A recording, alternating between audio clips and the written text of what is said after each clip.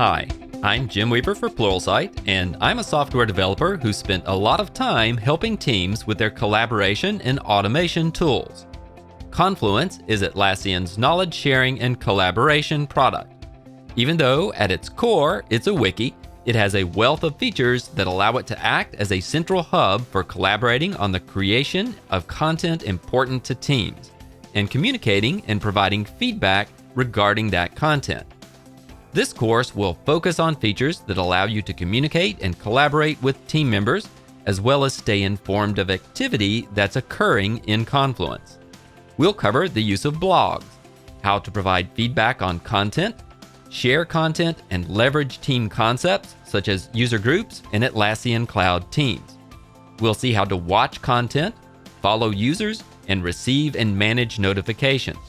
We'll try out Confluence's collaborative editing features and see how shared drafts work. We'll extend Confluence with add-ons that allow you to create diagrams within Confluence and track events on shared calendars. We'll integrate Confluence with Slack and even install and try out the Confluence mobile app on a phone.